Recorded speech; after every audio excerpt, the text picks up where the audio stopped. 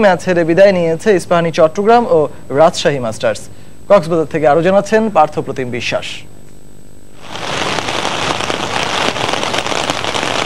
টুর্নামেন্টের দ্বিতীয় দিনে সকাল থেকেই ছিল বৃষ্টির আধিপত্য, আর সেই কারণে সকাল ৮টায় ম্যাচ শুরু হওয়ার কথা থাকলেও তা শুরু হয়েছে 11টায়। ওভার কমিয়ে প্রথম ম্যাচে ইস্পাহানী চট্টগ্রামের সাথে প্রতিদ্বন্দ্বিতায় নামে ঢাকা ডিভিশন। দুই দলেই ছিল তারকা খেলোয়াড়ের ছড়াছড়ি। এক সময়ের মাঠ কাঁপানো আকরাম নানুরা যেমন ছিলেন, তেমনি ঢাকার পক্ষে ছিলেন নাইমুর রহমান দুর্জয় ও অপির মতো তারকা খেলোয়াড়রা।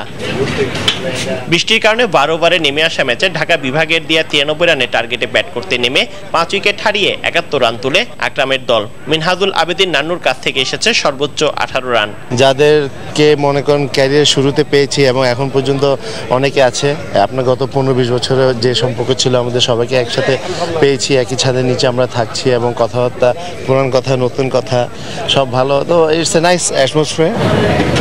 এদিকে একই সময় অন্য মাঠে অনুষ্ঠিত ম্যাচে অল স্টার্সের সাথে নিজেদের ব্যাটিং ব্যর্থতায় 13 রানে হেরে টুর্নামেন্ট থেকে ছিটকে পড়ে পাইলটের দল। খুবই আনন্দ করছি, কলিগদের সাথে দেখা হয়েছে, অনেক খেলেছি।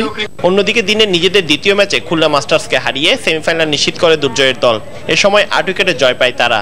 তবে বৃষ্টির কারণে মাঠ খেলার উপযুক্ত না থাকলেও জয় পেয়ে খুশি ঢাকা ডিভিশনের অধিনায়ক। মাস্টার্স ক্রিকেটটা শুরু করাতে আমাদের আবার একটা অপরচুনিটি হয়েছে মাঠে যাওয়ার। ব্যাটিং বোলিং দুইটাই ভালো হয়েছে, সো এই জিনিসটা ক্যারি করতে চাই। ব্যাটিংয়ে একটু উইকেট বেশি পড়ে গিয়েছে, আর সেটা যদি আর একটু কম হয় আরো ভালো।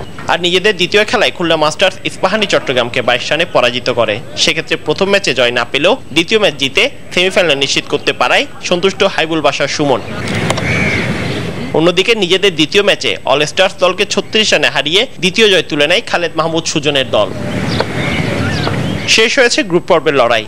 এখন সেমিফাইনালে নিজেদের সেরাটা দিয়ে ফাইনালে ওঠার চ্যালেঞ্জ নিতে প্রস্তুত দলগুলো। পার্থপ্রতিম বিশ্বাস, সময় সংবাদ, কক্সবাজার। দেখছেন খেলার সময়।